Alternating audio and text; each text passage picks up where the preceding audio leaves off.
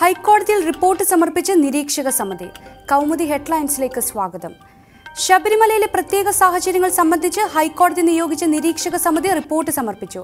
ബിന്ദുവിനും കനകദുർഗയ്ക്കും അനധികൃത സൗകര്യങ്ങൾ ഒരുക്കിയെന്ന് ഹൈക്കോടതി നിരീക്ഷക സമിതി.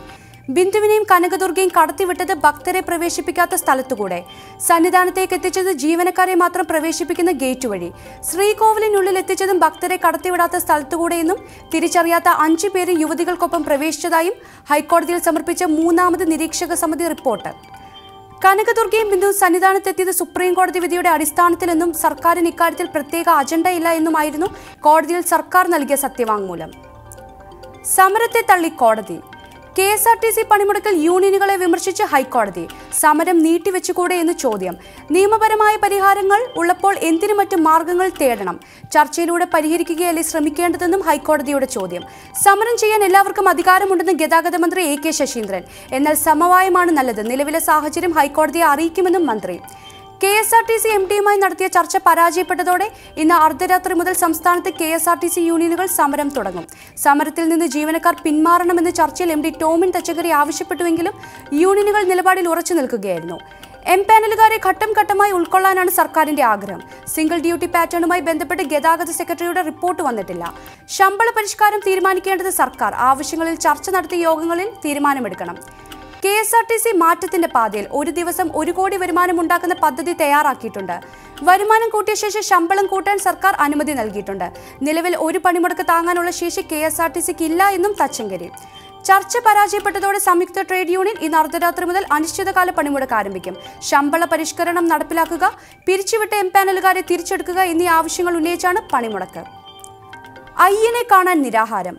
ശബരിമലയിൽ ദർശനത്തിനെത്തി പോലീസ് തിരിച്ചിറക്കിയ യുവതികൾ നിരാഹാരത്തിൽ. കണ്ണൂർ സ്വദേശികളായ രേഷ്മ നിശാന്ത്, ഷാനില സജീഷ് എന്നിവർ നിരാഹാര സമരം ആരംഭിച്ചത് പോലീസ് നടപടികളിൽ പ്രതിഷേധിച്ച്. ദർശനത്തിനെത്തിയ തങ്ങളെ പോലീസ് നിർബന്ധിച്ച് തിരിച്ചിറക്കുകയായിരുന്നു. ദർശനം നടത്താനായാണ് എത്തിയത്. പോലീസ് സംരക്ഷണം നൽകാമെന്ന് അറിയിച്ചിരുന്നു. തങ്ങൾക്കെതിരെ ആദ്യം സമരം നടത്തിയത് 5 പേർ മാത്രമാണ്. അത് കൂടാനുള്ള സാഹചര്യം ഉണ്ടാക്കിയത് പോലീസാണ്. ശബരിമലയിൽ ദർശനം നടത്താതെ മാല അഴിക്കാനോ വ്രതം അവസാനിപ്പിക്കാനോ തയ്യാറല്ലെന്നും യുവതികൾ.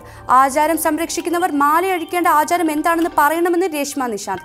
അവർ പറയുന്ന ആചാരത്തിന് തയ്യാറെന്നും കൂട്ടിച്ചേർക്കൽ. കണ്ണൂർ കോഴിക്കോട് മേഖലയിൽ നിന്നുള്ള 8 പേരുടെ സംഘമാണ് മല കയറാനെത്തിയത്.